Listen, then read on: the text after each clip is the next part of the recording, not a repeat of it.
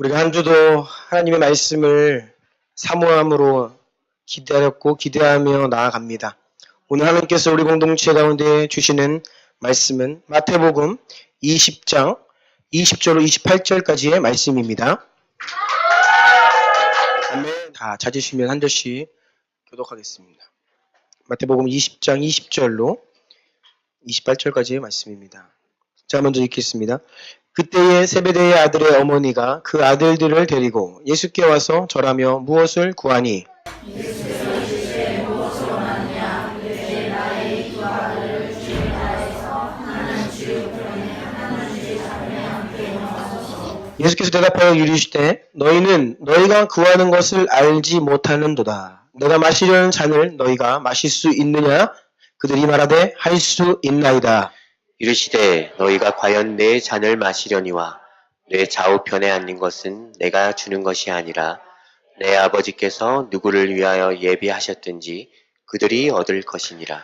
열 제자가 듣고 그 두 형제에 대하여 분히 여기거늘 예수께서 제자들을 불러다가 이르시되 이방인의 집권자들이 그들을 임의로 주관하고 그 고관들이 그들에게 권세를 부리는 줄을 너희가 알거니와 너희 중에는 그렇지 않아야 하나니 너희 중에 누구든지 크고자 하는 자는 너희를 섬기는 자가 되고 너희 중에 누구든지 으뜸이 되고자 하는 자는 너희의 종이 되어야 하리라. 함께 읽습니다.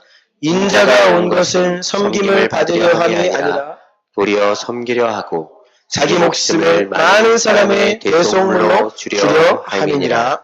아멘. 아멘. 자리 앉겠습니다. 기도드립니다. 존귀하신 주님,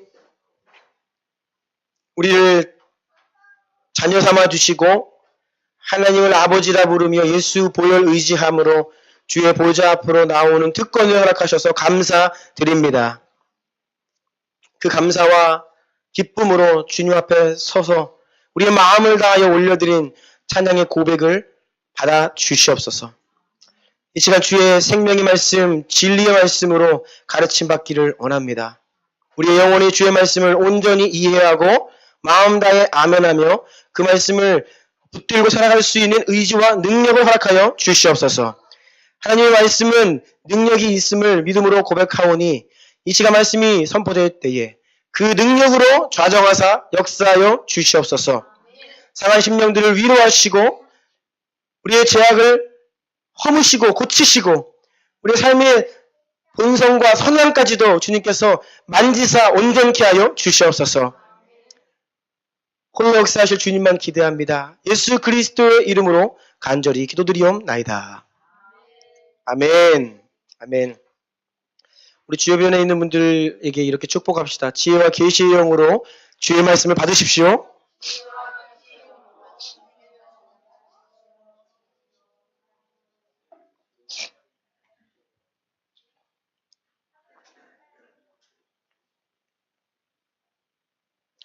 오늘도 서번트 7번째 시간입니다. 제목 다 같이 읽겠습니다. 시작!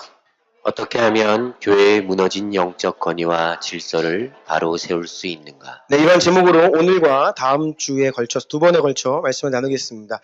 오늘 설교는 조금 다음 주 설교가 보완되어야 될 내용이 좀 있어요. 그래서 오늘만 들으면 조금 균형이 부족하고요. 다음 주까지 좀 보완이 되어야 하는데 모쪼록 두 번에 걸쳐서 어떻게 하면 교회의 무너진 영적 권위와 질서를 바로 세울 수 있는가라는 제목으로 하나님 말씀 나누기를 원합니다. 1. 대한민국은 권위 해체 시대를 맞이하고 있다. 현재 우리 사회에서는 신뢰가 무너지고 기존의 통념과 권위가 해체되는 흐름이 강하게 나타나고 있습니다. 이 국가에 대한 신뢰와 권위가 많이 무너지고 있죠. 그래서 대통령과 장관, 공무원을 비롯한 이 행정부를 향한 불신들이 있고 국회의원, 입법부를 향한 불신 팽배하고 검찰과 법원, 사법부를 향한 불신도 높아지고 있습니다. 학교뿐 아니라 종교, 사회 전반적으로 신뢰관계가 깨지고 권위가 실추되고 그리하여 기존에 있던 질서와 권위에 대한 반감과 불신이 날로 악화되고 있는 것이 오늘날 대한민국의 상황입니다. 국회의원들 말할 것도 없고요.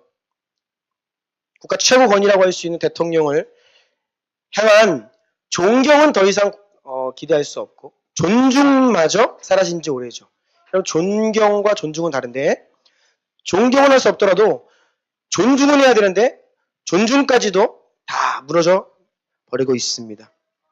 대통령을 향한 욕설과 냉소, 비아냥의 수위가 심각하다는 것은 어제 오늘 일이 아닙니다. 물론 지금 현 대통령을 향하여서는 언론이 굉장히 우호적입니다. 지지율도 상당하죠. 하지만 그것은 일부의 생각입니다. 보수적인 성향을 가지고 있는 분들이 오늘 지금 현재 대통령을 향해 하는 말들을 들으면 입장만 바뀌었고 대상만 바뀌었을 뿐이지 이전에 존재하던 대통령을 향한 욕설이 그 이상으로 난무하고 있습니다. 나와 생각이 다르고 가치가 다르다고 해서 저주 섞인 비슷한 말들까지도 대통령을 향해서 서슴없이 하는 것이 오늘날 우리 사회이고 특별히 신앙이라는 이름으로도 그런 일들을 많이 하고 있습니다. 가슴이 아프죠.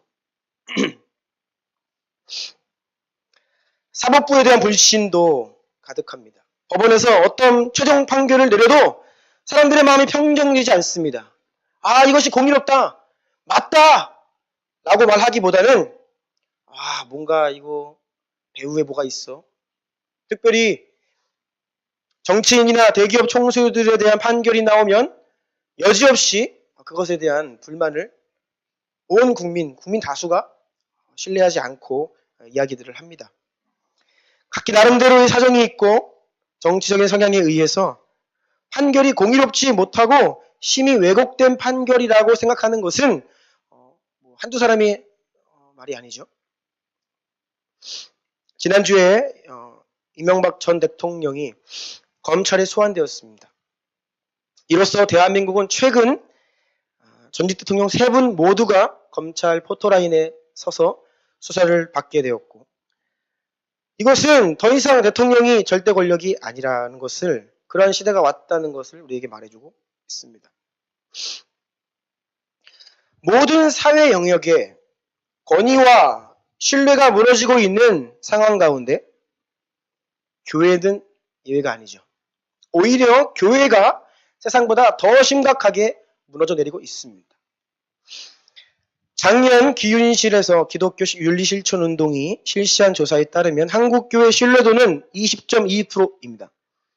그런데 이 가운데 기독교인들의 응답을 제외한 비기독교인들의 응답만을 취합하면 10.7%가 나옵니다. 교회 밖에 있는 영혼들의 10명 중 1명만이 교회는 그럭저럭 조금 인정할 수 있다 내지는 매우 신뢰한다라는 대답을 했고요. 나머지 9명은 교회에게 신뢰를 주지 않습니다. 이것이 오늘날 우리 사회의 인식입니다. 그리고 국민의 절반 이상이 중립적인 대답, 잘 모르겠다, 그저 그렇다가 아니라 교회를 신뢰하지 않는다라고 명백하게 이야기하고 있습니다. 절반 이상이. 사회 전반적으로 권위가 해체되고 무너져 내리고 있는 상황 가운데 이 촛불 집회가 일어난 것이고요. 대통령이 이런 흐름 가운데 탄핵이 된 것입니다. 이것을 계기로 해서 새롭게 선 현 정권이 주도하고 있는 적폐 청산 그리고 최근에 거세게 일어나고 있는 미투 운동 이러한 여러 사회 현상들은 기존의 부정과 부패 그리고 권력이 악용되고 남용되어 왔던 사회의 부조리에 대한 반작용으로 일어나고 있는 것인데 우리 그리스도인들은 이것들을 예의주시하며 도대체 이것이 무슨 현상이고 이것으로 인해서 우리가 어떠한 시대를 맞이하고 있는지를 분별해야 합니다. 저는 이러한 사회운동들을 반대하는 사람이 아닙니다. 마땅히 사회에 공의롭지 못하고 부조리가 있으면 그것이 개혁되어야 하기 때문에 이것들은 인간적인 일반 역사의 측면에서는 정당화될 수 있죠. 그런데 믿음의 사람들은 영적인 눈으로 그것을 바라보며 그로 인하여서 우리 시대가 어떻게 흘러가고 있는지를 분명히 보고 대비해야 하는데 그렇지 않으면 우리가 시대에 그냥 휩쓸려서 우리 또한 세상과 똑같아지고 만다는 것이죠. 유다서 1장 8절 읽어주시겠어요?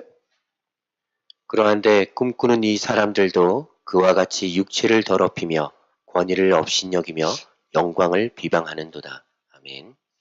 이러한 사회 현상들 가운데 나타나고 있는 역작용과 부작용 중에 하나는 기존에 있는 권위를 향한 불신, 권위를 해체하는 일들, 기존에 세워져 있던 무언가 좋은 것들까지도 함께 무너져 내리는 일들을 우리가 지금 보고 있다는 것이죠. 그런데 특별히 유다서에 기록된 대로 이 유다서 1장 8절 말씀 앞뒤로 보면 소돔과 고모라 때의 타락한 백성들의 모습, 이 마지막 때에 하나님을 등지는 사람들의 모습들 가운데 특별히 권위를 업신여기는 모습이 있다라는 것이죠.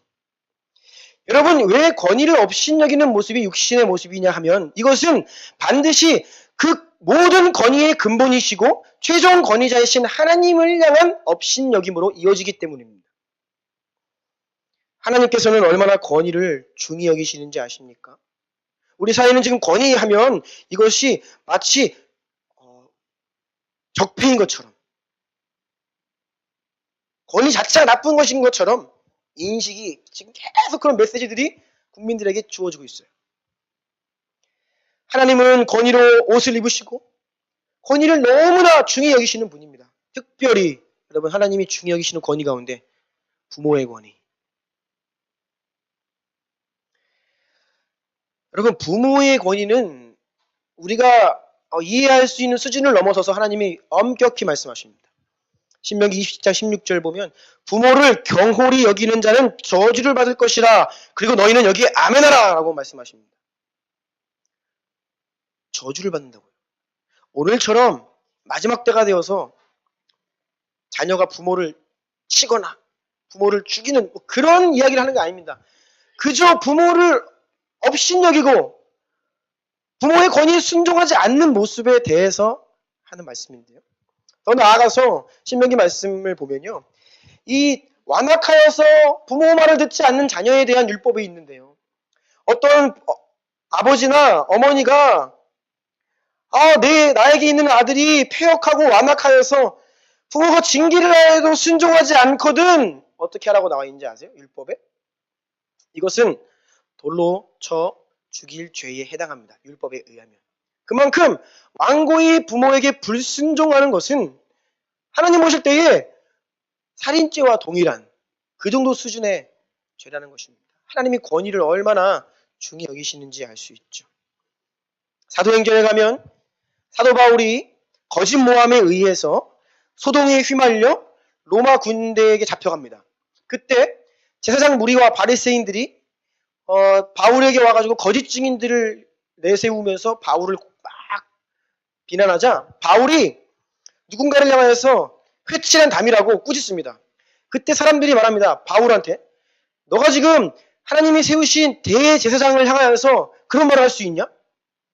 그러자 바울이 그 즉시 자기가 한 말을 취소해요. 즉 대제사장 아나니아가 한 말이 잘못된 말임에도 불구하고 그는 하나님이 세우신 권위 있는 자이기 때문에 자신이 이렇게 말을 함부로 한 것은 잘못입니다 라고 하면서 구약의 말씀을 인용하며 백성의 관리들에게 지도자들에게 이렇게 말하지 말라고 했습니다. 제가 잘못했습니다 라고 인정을 하죠.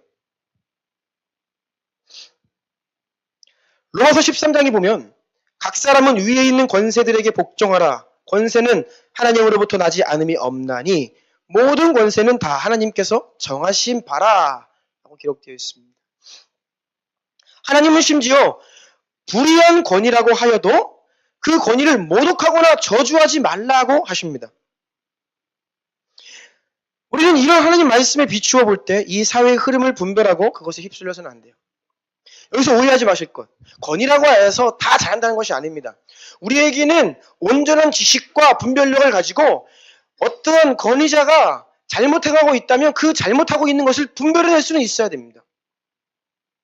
그리고 그것이 잘못이라고 말할 수도 있어야 돼요. 그런데 하나님 말씀하시는 것은 존중의 태도를 잃지는 말라는 것입니다. 그런데 오늘날 촛불 시위든 어떤 시위든 어떤 국가 권력이나 무언가를 향해서 항의하고 시위할 때에 그 하는 메시지 자체는 올바른 것일 수 있습니다. 하지만 그들의 모습 가운데 권위를 업신여기고 경홀히 여기고 그것들이 아무것도 아닌 것처럼 욕설을 퍼붓고 저주하는 것은 하나님이 금하시는 일이라는 것입니다. 그래서 오늘날 우리 그리스도인들은 이 시대의 흐름에 온전히 동참할 수가 없는 것이에요.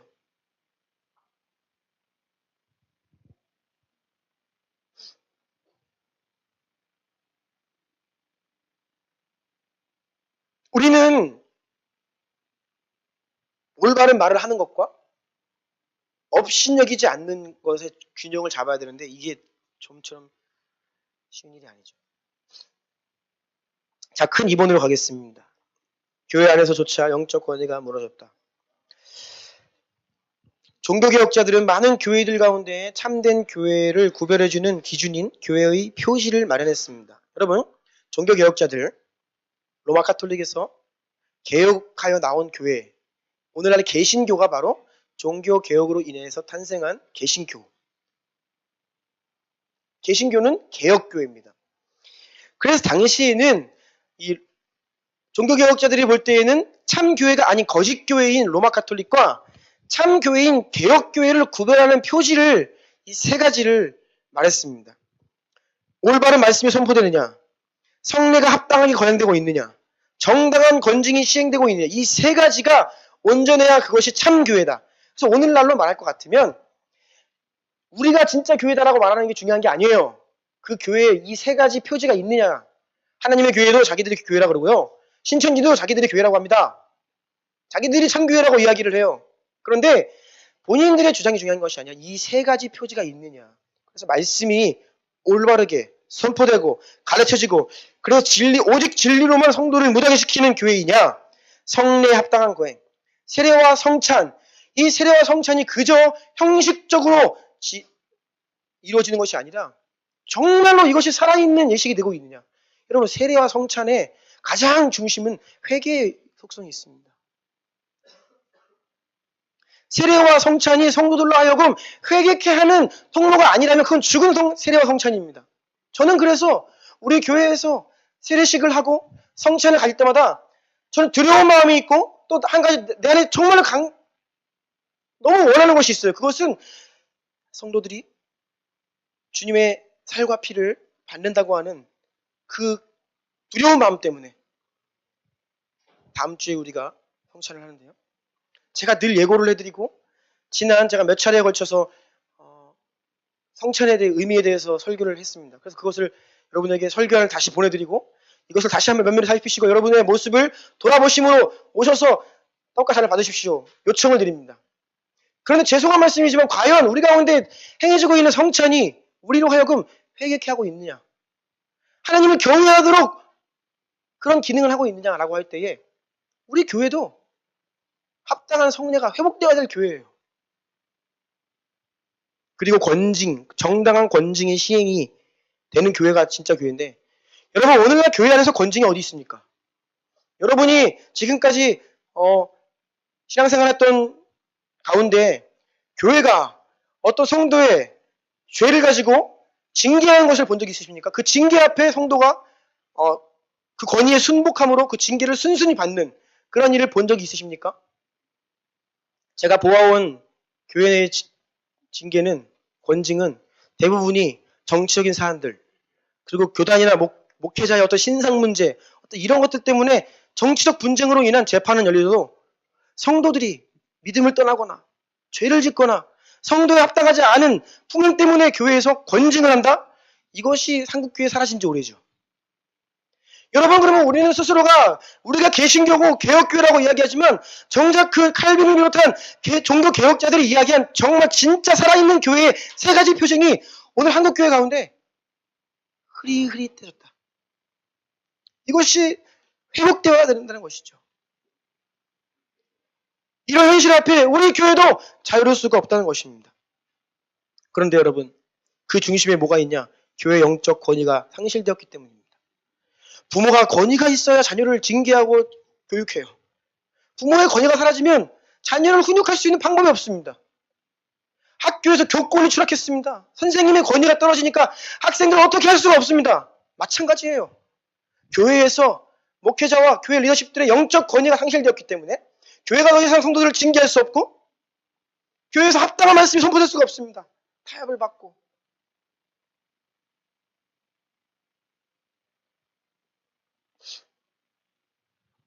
우리 교회가 올해에 새로운 부흥의 일꾼 되기를 원하는 마음으로 하나님께 기도드리고 있습니다. 우리 모두가 하나님께서 이 땅을 회복시키시고 일으키실 큰 부흥의 일꾼 되기를 원하는데요. 여러분, 참된 교회가 진짜 일꾼을 길러낼 수 있는 것입니다. 교회 가운데 영적 권위가 회복되지 않으면 일꾼이 길러질 수 없습니다. 제자가 나올 수 없어요. 권위가 무너진 곳에는 사람을 길러낼 수 없습니다. 이것은 굉장히 큰 문제입니다. 사회적으로도 권위가 무너지고 있기 때문에 지금 사회 전반적으로 큰 문제가 계속해서 대책 없이 일어나고 있는 것이죠. 오늘날 교회와 또 하나님께서 세우신 영적 권위자인 목회자, 또 교회 안에 있는 리더십들이 세상으로부터는 말할 것도 없고 심지어 그리스도인들에게서조차 영적인 권위를 인정받지 못하는 이유가 무엇입니까? 오늘날 왜 그토록 많은 성도들이 교회 안에 깊이 들어가는 것을 경계하고 그저 부담 없이 신앙생활하기를 원하죠? 한국 교회에 지금 기괴한 현상이 하나 있는데 그것은 전체적으로는 성도 수가 하락하고 있지만 큰 교회는 늘고 있습니다. 이거 굉장히 심각한 상황입니다. 저희 노회, 우리 교회가 속힌 노회도 100여 개의 교회가 있는데 그 중에 손가락에 꼽힌 한 4-5개의 교회, 수천 명 모이는 교회들은 하락하지 않아요. 숫자가 늡니다. 조금씩이라도. 그런데 그 이외에 나머지 95%의 교회들은 다 고전을 면치 못하고 있죠. 여러분, 제가 어저께에도 노예 목사님들 좀 만났는데요. 하나같이 저를 만나는 분들이 하시는 말씀, 그 교회는 기적이라고 그렇게 말씀하세요. 네.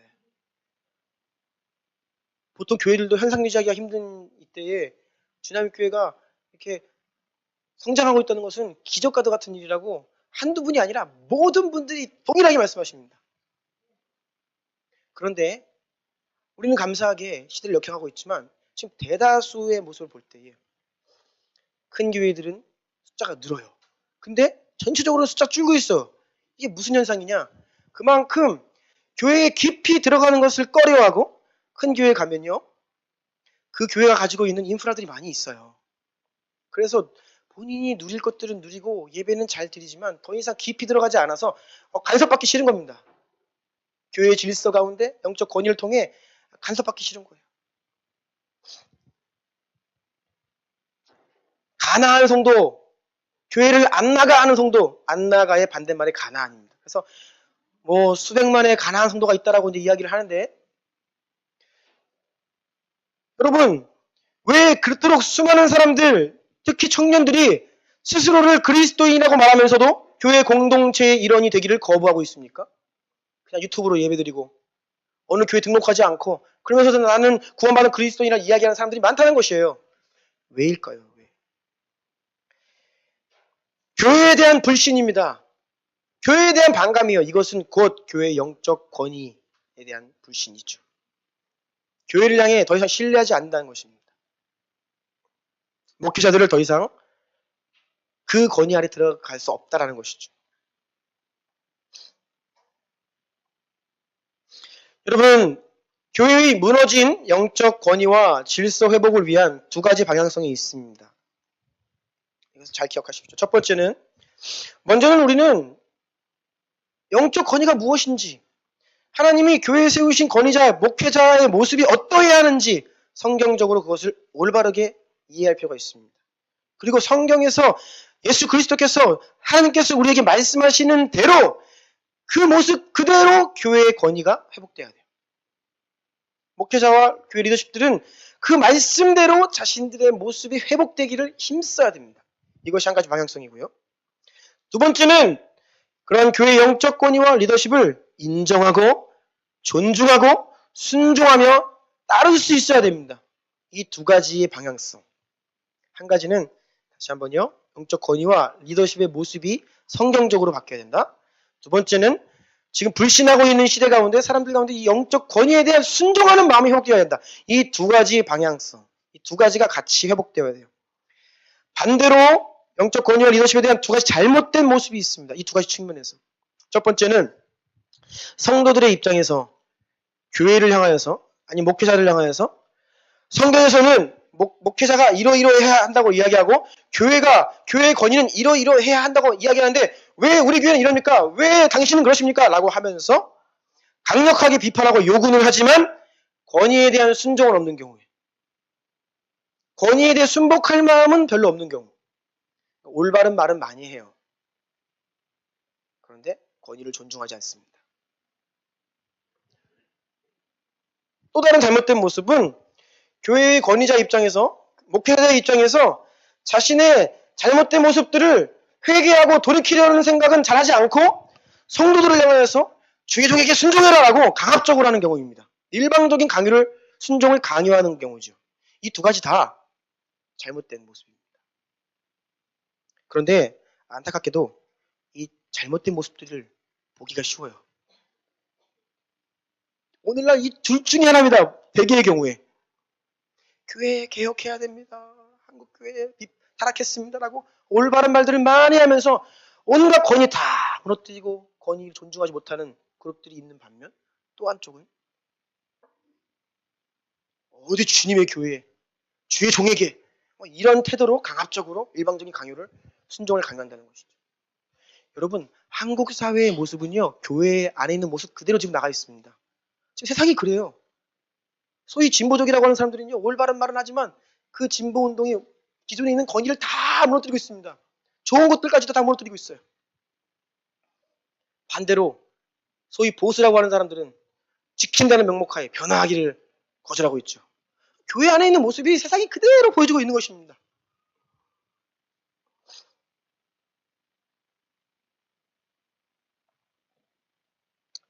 근사 3번입니다.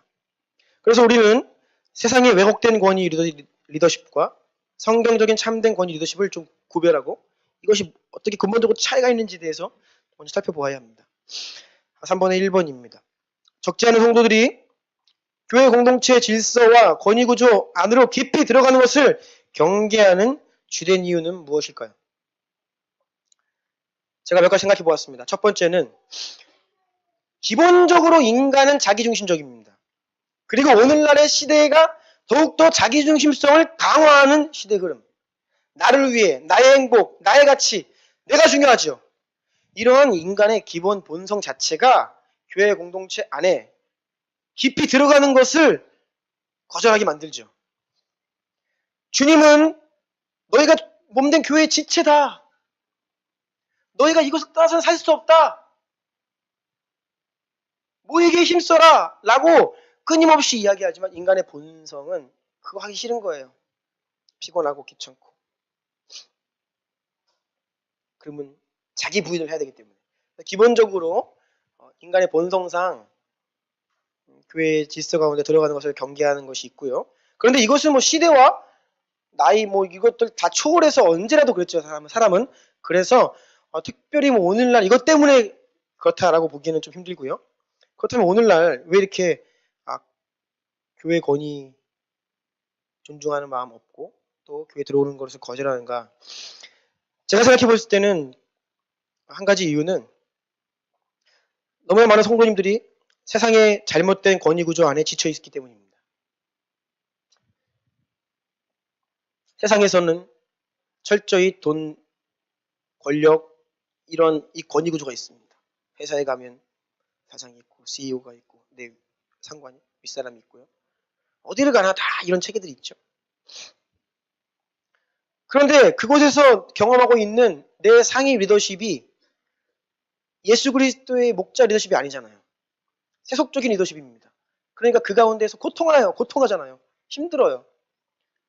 그러니까 더 이상 이 또 다른 권위 속에 들어가기가 싫은 거죠. 좀 자유롭고 싶은 거예요. 숨 쉬고 싶고. 왜곡된 세상 리더십. 왜곡된 세상에 있는 권위 때문에 그렇고요. 또 한 가지는 과거에 교회 안에서 부정적인 영적 권위를 경험한 것입니다. 예전에 내가 경험했던 교회의 어떤 권위 구조와 목회자의 모습이 부정적인 기억으로 남아있는 거예요. 그러니까 또다시 그러기 싫어 라고 하는 과거의 부정적인 경험으로 영향을 받고 있는 것이죠. 이 부정적인 경험이 얼마나 큰 영향을 끼치는지 제가 초등학교 5학년 때까지 선생님이 하늘 같으신 줄 알았어요. 선생님 너무 좋아했습니다. 이런 말씀 죄송하지만 초등학교 6학년 때 만난 선생님 때문에 저는 정말로 청소년기까지 선생님에 대한 그 반감으로 가득해 있었어요. 선생님을 존경하지 않았습니다. 저 때에는 스승의 날이라고 하면 엄마들이 선생님 갖다 드리라고 조그마한 선물이라도 하나 사주셨어요. 저희 어머니가 선생님 갖다 드리라고 고등학교 시절인데요. 양말 사주셨습니다. 조그만 양말. 제가 뭐라 그랬냐면 조금 유아시켜서 말하면 우리 담임 그거 받은 적이 없다. 거절했어요. 가져다 주기를. 제 안에 이 선생님에 대한 이 반감이 얼마나 팽배했는지 모릅니다. 제가 예수님을 인격적으로 만나고 제가 속해 있었던 공동체 가운데 저를 인격적으로 사랑해 주시는 목사님을 만나기 전까지 저는 이 건의에 대한 반감이 얼마나 많았는지 몰라요. 그래서 소위 이 운동권적인 사상이 제 안에 굉장히 많이 있었습니다. 기존의 모든 것들에 대한 반대하는 기질들이 가득했어요. 왜냐? 부정적인 리더십을 경험했기 때문입니다. 그런데 성도들의 신앙생활 가운데 동일한 모습들이 들어있다는 것이에요. 여러분, 그러면 권위는 나쁜 것입니까? 왜 이렇게 우리가 경험하는 권위들은 이렇게 불완전합니까? 본래 권위는 하나님으로부터 난 것입니다. 하나님이 세상 만물을 창조하시고 다스리시는 최종 권위자시고 모든 권위의 근본이시죠. 하나님께서 하나님의 형상대로 지으신 사람에게 이 땅을 다스리도록 권위를 위임하셨습니다. 그래서 권위가 있어야 다스릴 수 있죠. 그 사람에게 권위라는 것을 주셨어요. 권위는 하나님으로부터 나온 것입니다. 그런데 사람이 범죄한 이후에 사탄이 그 죄가 있는 곳에 들어와서 이제는 그곳에서 주인 노릇하면서 사탄이 잘못된 권위를 행세하는 거예요. 그래서 본래 하나님께서는 올바르게 다스리고 아름답게 하고 생명을 주도록 권위를 주신 것인데 사탄은 약탈하고 빼앗고 도적질하는 통로로 권위를 변질시켜 버렸죠. 예수님께서 40일 금식기도 하시다가 사탄의 그 시험을 받으십니다. 그때 사탄이 예수님께 겁도 없이 나한테 절하면 내가 너에게 권위와 영광을 주겠다.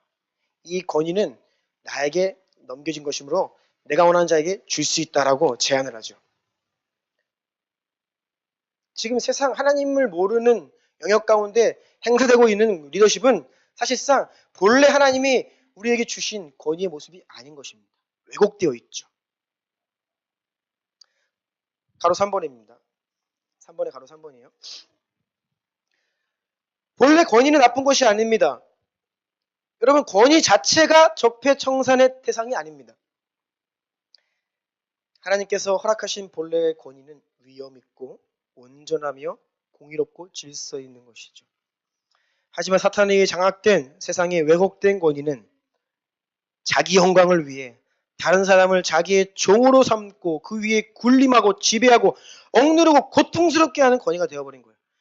다른 겁니다. 하나님이 주신 권위는 하나님의 영광을 위해 자신에게 맡겨진 권위 아래에 있는 자들을 섬기고 그들에게 생명을 주고 그들이 잘되게 하고 그들을 기쁘게 하고 그들을 의의 길로 인도하는 권위인데 사탄은 반대예요.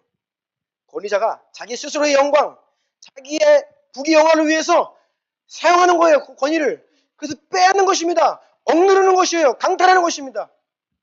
그런데 세상에서 이렇게 잘못된 권위 구조 아래서 고통당하고 있는 사람들의 마음에 권위 자체에 대한 불신이 팽배한 것입니다. 그래서 권위를 향한 반항하는 마음들이 일어남과 동시에 권위가 다 무너지는데 권위가 온전한 권위로 대체되고 바뀌는 것이 아니라 권위가 무너져 내리는 것이죠. 요한복음 10장 10절 다 같이 한번 읽어볼까요? 시작. 도둑이 오는 것은 도둑질하고 죽이고 멸망시키려는 것뿐이요 내가 온 것은 양으로 생명을 얻게 하고 더 풍성히 얻게 하려는 것이라. 네, 세상의 리더십과 하나님 안에 있는 온전한 리더십이 이 차이예요. 예수 그리스도는 양으로 생명을 얻게 하고 더 풍성히 얻게 하려 하는 리더십이십니다. 그런데 세상의 권위는 죽이고 멸망시켜요. 자기를 위해서. 고린도서 10장 8절 다 같이 읽겠습니다. 시작. 주께서 주신 권세는 너희를 무너뜨리려고 하신 것이 아니요 세우려고 하신 것이니 내가 이에 대하여 지나치게 자랑하여도 부끄럽지 아니하리라. 주님께서 권위를 주신 목적은 무너뜨리기 위함이 아니라 세우기 위함이라고 했습니다. 여러분, 건축 현장을 보십시오. 세우는 것과 무너뜨리는 것은, 세우는 거는 너무 힘든 일입니다. 높은 빌딩에 올라갈 때 기초 닦는 데 시간이 굉장히 걸려요. 기초를 닦고 건물이 이제 올라가죠. 오랜 시간 심혈을 기울여 오차없이 꼼꼼하게 최선을 다해서 건물을 차근차근 하나하나 기초부터, 눈에 보이는 1층은요 그게 전부가 아니죠. 그 밑에 지하, 깊은 지하가 있는 거예요. 뿌리가 있죠. 다져서 건물을 올리는데, 이제는 건물이 노후되면 고층 빌딩들을 철거할 때 어떻게 합니까? 폭파시킵니다. 여러분, 해체하고 무너뜨리는 건 너무 쉬운 일입니다. 장치 빵빵빵 연결해가지고 뻥 하면 그냥 버튼 한 번이면 무너져요.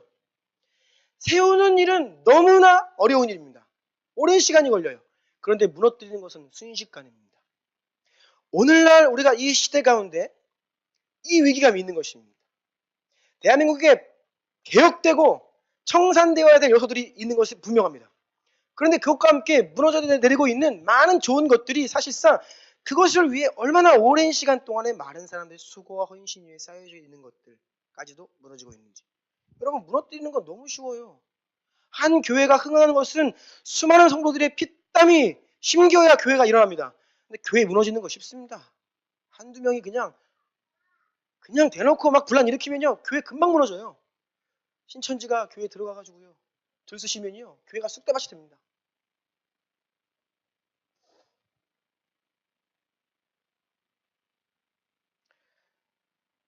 우리가 지금 누리고 있는 신앙의 자유는 그냥 자연스럽게 온 것이 아닙니다. 오랫동안 순교의 피가 뿌려지고 많은 대가 지불이 있었기 때문에 지금 우리가 이렇게 신앙생활을 할 수 있죠. 그런데요, 신앙의 자유를 박탈당하는 것은 시간 문제입니다. 법 좀 바뀌고요, 시대가 좀 바뀌면요 우리 금방 이 자유를 잃어버릴 수 있습니다. 여러분, 구한 말기에 우리나라 시대가 얼마나 어두웠습니까? 국가가 힘이 없어요. 이웃나라가 와가지고 왕후를 막 죽이고 능란하고 못된 짓을 해도 우리나라 힘이 없습니다. 당시 고종 황제가 외국 서양 선교사님들이 지켜주신 거 아세요? 보초를 섰다고요. 일본이 미국에서 오신 선교사님들의 신상에는 어떻게 할 수가 없습니다. 이게 외교 문제로 번지기 때문에. 그래서 선교사님들이 정말로 고종 황제를 보호했어요. 그렇게 힘없는 나라였습니다. 그런데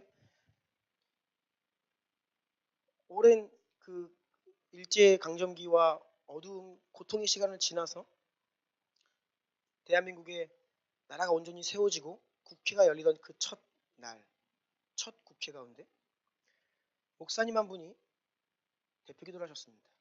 그리고 국회가 시작되었습니다. 이것이 교과서에는 안 나오죠. 여러분, 당시에 우리나라 인구 대비 기독교인이 1%가 안 되던 시절입니다. 그런데 한 나라를 대표하는 국회의 시작을 기도로 시작했다. 이게 무엇을 의미하는지 아십니까? 믿음의 선진들이 얼마나 많은 이 나라 독립과 광복을 위해서 피땀 흘리는지 몰라요. 여러분, 그 가운데 있던 분들이 다수가 유교고 불교인데 목사님 모셔다가 기도합시다 그러면 찬성합니까? 대한민국 첫 시작에 우리나라 관료들의 절반 이상이 기독교인이었어요. 1%가 안 되던 시절이에요. 우리나라의 첫 시작의 정체성 자체가 굉장히 이 나라는 하나님이 세우신 나라라는 인식이 이 나라 리더십 가운데 있었다는 것입니다. 첫 대통령이던 이승만 대통령, 지금 요즘에 이런 진보적인 그룹들에서는 완전히 적폐의 대상이죠. 독재의 상징이고 막 그렇죠. 공과 과가 있는데 우리가 그분을 우상시해서는 안 되지만 그분이 한 일, 여러분 언제 기회가 있으면 나눌 기회가 있으면 좋겠는데요. 이승만 대통령이요. 대통령 자리에 서기 전까지 믿음의 행적들을 보면요. 우리가 그분을 함부로 이야기할 분이 아닙니다.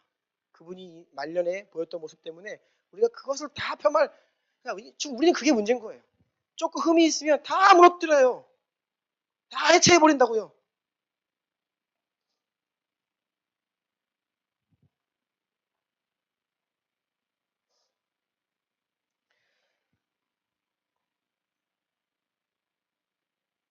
세상의 왜곡된 리더십 때문에 잠언 전도서 기자들도 그런 말들을 예로부터 많이 말을 했습니다. 악인이 권세를 잡아 백성이 탄식한다.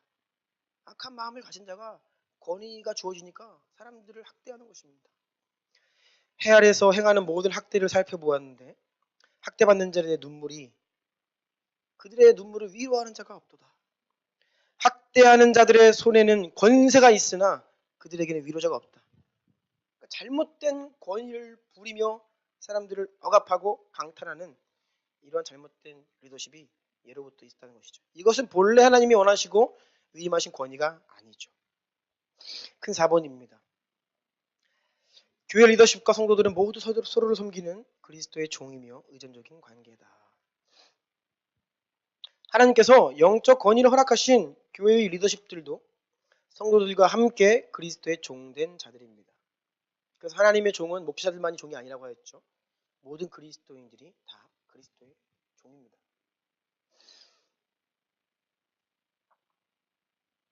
목회자가 또는 교회에 있는 리더십이 세상에 있는 권위구조 속에서의 모습처럼 아랫사람 대하듯 부리고 그들을 이용하고 자신의 무언가를 위하여 그러한 모습을 교회 안에서 보인다면 그것은 심각히 잘못된 모습이라는 것이죠. 그럼에도 불구하고 잘못된 세상 밖에서나 보여지는 왜곡된 리더십의 모습이 교회 안에까지 들어와서 은연중에 때로는 노골적으로 교회 가운데 만연해 있었습니다. 고린도후서 11장 19, 20절 읽어주세요. 너희는 지혜로운 자로서 어리석은 자들을 기쁘게 용납하는구나. 누가 너희를 종으로 삼거나 잡아먹거나 빼앗거나 스스로 높이거나 뺨을 칠지라도 너희가 용납하는도다. 바울이 고린도 교회 성도들에게 말하는 것입니다. 그 가운데 있는 잘못된 리더십을 고린도 교회 성도들이 그냥 용납하고 있는 모습을 책망하고 있는 것입니다. 그들이 너희를 종으로 삼고 잡아먹고 빼앗고 뭐예요? 스스로 높이고 있는데 너희가 그런 교회 지도자들을 잘 용납하고 있구나. 우리는 목회자, 교회의 권위 이것들을 지난 오랜 세월 동안에 너무나 잘못 포장해서 마치 성도들로 하여금 목회자가 잘못된 리더십을 행사하는 가운데에도 목회자에게 이야기하면 안 되고 목회자에게 잘못하면 저주를 받고 이런 모드를 끊임없이 이렇게 했기 때문에 성도들이 온전히 생각하고 판단하는 것도 죄인 것처럼 그런 분위기가 있다는 거예요. 여러분 우리에게는 지식이 있습니다. 진리의 말씀이 와 있어요. 성령 하나님께서 우리 가운데 그 지식을 통해 옳고 그름을 분별할 수 있는 분별력을 주셨습니다. 오늘날의 교회 안에 영적 권위에 잘못된 모습이 있다면 우리는 그것을 온전히 분별할 수 있어야 돼요. 덮어놓고 그러면 안 되는 것이죠. 잘못된 것을 온전히 분별할 수 있어야 합니다. 그런데 우리는 이러한 분별조차 죄인 것처럼 눌려 살았다는 것이죠. 하지만 이 가운데에서도 그 권위를 향한 존중의 태도를 또 잃지 않는 것이 균형이 필요한데요. 저는 누군가 어느 성도님이 만약에 저에게 와서 자기 교회에 대해서 이야기를 하는데 제가 볼 때 그 목사님이 참된 목자가 아니고 교인들을 이용해 먹고 그렇다고 한다면 저는 양심의 거리낌 없이 그 교회를 나오십시오라고 이야기할 수 있습니다. 여러분 그것은 죄가 아니에요. 교회의 잘못된 모습과 목회자의 잘못된 모습을 분별하고 성경적으로 분별하고 그래서 잘못된 것을 알고 그 길을 떠나는 것은 죄가 아닙니다. 근데 많은 사람들 매여 있어요. 그렇게 하면 내 인생 가운데 저주가 올 것 같고 잘못된 일이 벌어질 것 같고 오히려 잘못된 리더십, 영적 권위 밑에 있으면 더 죄를 많이 짓습니다. 시간이 지날수록 그 권위에 대한 존중의 태도를 잃고 대적하는 마음들이 불러일어나 오히려 교회 안에 큰 분쟁의 중심이 되는, 악역을 감당하게 되는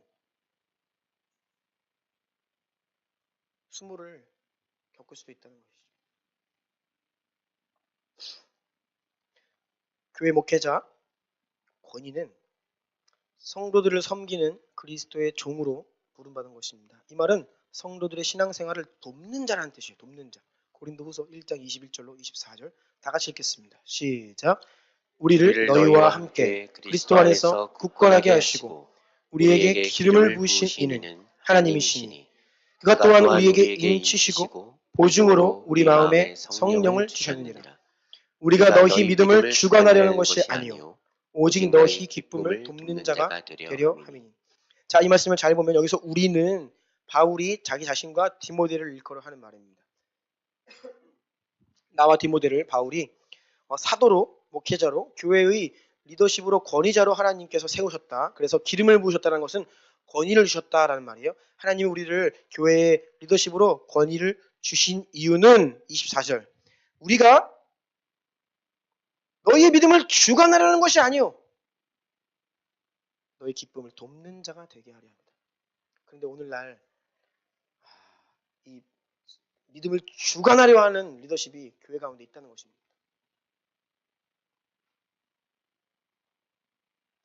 그래서 심지어 사도 바울은 자신이 그리스도의 종일 뿐 아니라 성도들의 종이다라고 말합니다. 고린도서 4장 5절 다 같이 읽겠습니다. 시작. 우리는 우리를 전파하는 것이 아니라 오직 그리스도 예수의 주 되신 것과 또 예수를 위하여 우리가 너희의 종된 것을 전파함이라.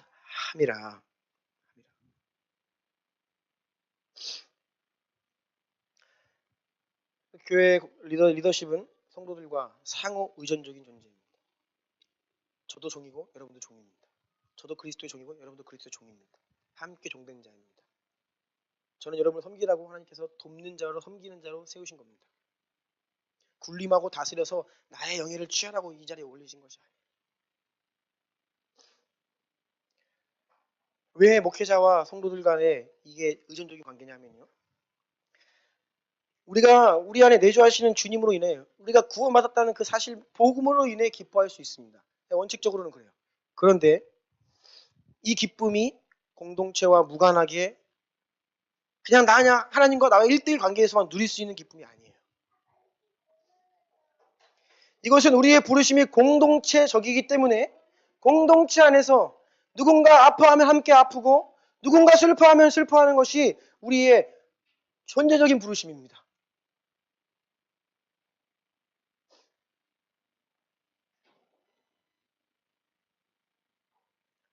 고린도후서 2장 1절로 3절 읽어주세요.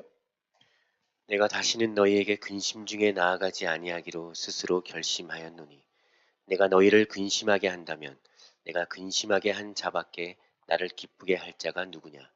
내가 이같이 쓴 것은 내가 갈 때에 마땅히 나를 기쁘게 할 자로부터 도리어 근심을 얻을까 염려하미요. 또 너희 모두에 대한 나의 기쁨이 너희 모두의 기쁨인 줄 확신함이로라. 아멘. 이 말씀이 조금 언어 구조가 좀 복잡한데요. 이 지금 읽은 말씀을 요약하면 이런 뜻이에요. 사도 바울이 섬기는 고린도 교회의 성도들, 너희들이 근심하면 내가 어찌 기뻐할 수 있냐. 너희들이 기뻐해야 내가 기뻐한다. 그리고 너희의 근심은 곧 나의 근심이다. 그래서 섬기는 자로서 부르심 받은 사도 바울의 마음, 그 영혼의 기쁨이 성도들과 깊이 연합되어 있다는 것이에요. 이것은 지난주에 우리가 나누었듯이 영적인 성장도 마찬가지이죠. 교회 안에 세우신 영적 권위는, 리더십은 성도들을 일방적으로 가리키고 성장시키는 자가 아니죠. 목회자가 하나님께 부름받은 이 말씀의 사명을 충성되게 감당하여 주의 말씀을 전할수록 성도들이 자람과 동시에 그 말씀을 통해 목회자가 양육을 받죠. 그래서 성도들의 성장과 목회자의 성장은 같이 가는 것입니다. 상호 의존적이에요. 우리는 누가 위에 있고 군림하고 아래 영향받는 일방적인 세상에 왜곡된 그런 권위 구조가 아니라는 것입니다. 상호적이라는 것이죠.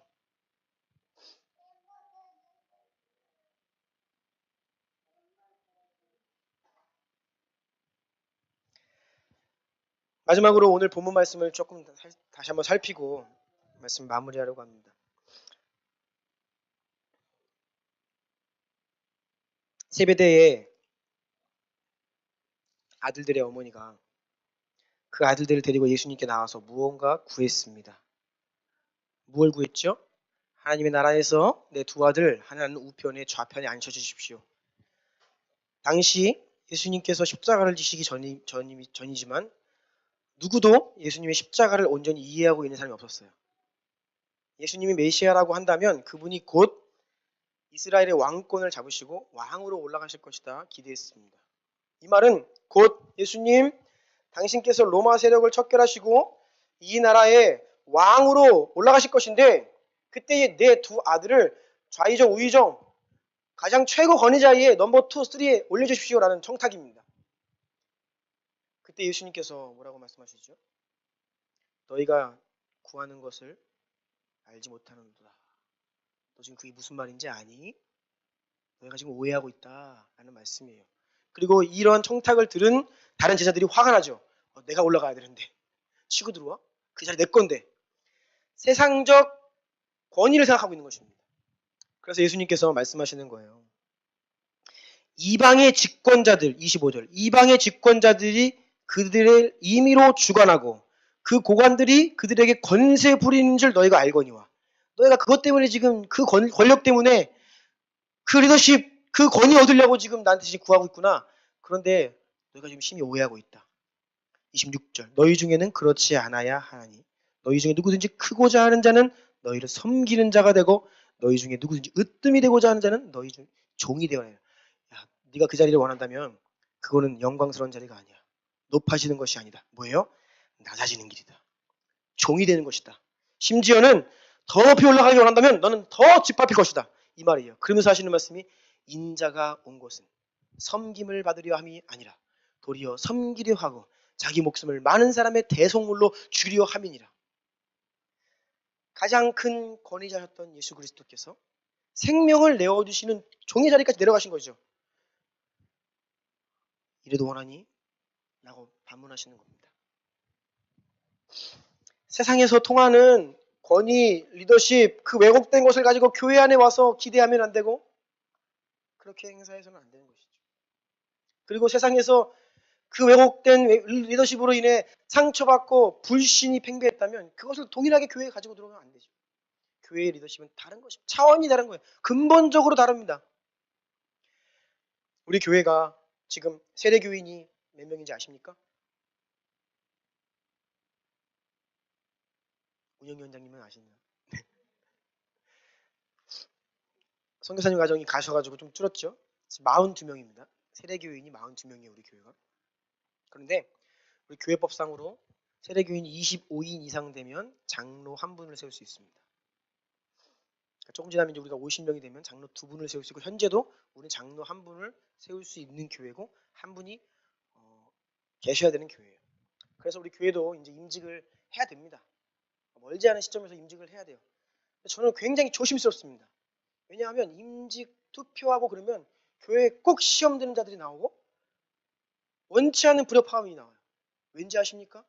한국 교회 가운데 세상에 대한 잘못된 권위 생각을 가지고 신앙생활하는 분들이 너무 많기 때문이에요.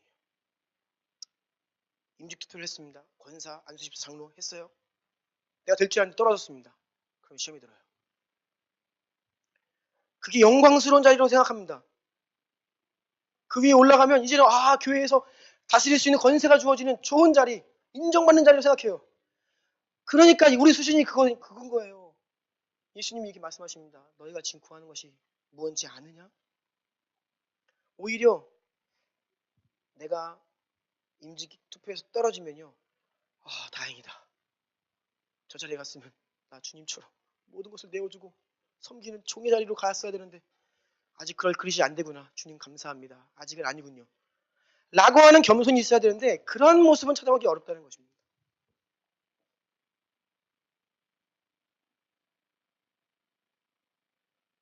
그리고 이상하게 또 직분을 받으면 사람이 바뀌어요. 왜일까요? 우리가 세상에서 잘못된 권위와 리더십이 우리 뼛속까지 들어와 있는 거예요. 그래서 교회 안에서도 높아진다고 생각해요. 인정받는다 생각합니다. 만약에 여러분 제가 목사인데 목사가 담임 목사가 뭐 이런 일까지 해 라는 마음이 제 안에 생기면 전 타락한 목사예요.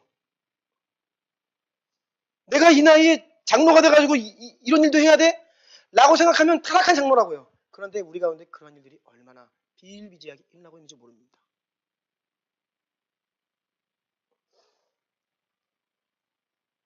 올라가는 게 아니라 내려가는 겁니다. 반대입니다, 여러분. 말씀을 마무리하겠습니다. 좀 반주해 주시고요.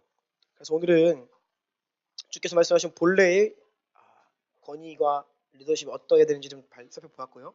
다음 주에는 어떻게 하면 그러면 이 무너진 권위를 건강하게 세우고 어떻게 할 수 있는지에 대해서 좀 더 살펴보려고 합니다.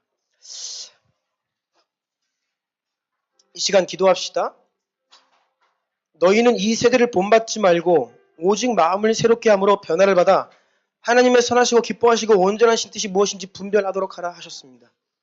여러분 거세게 일고 있는 해체 운동들 이 가운데 여러분은 어떻게 지키고 계십니까?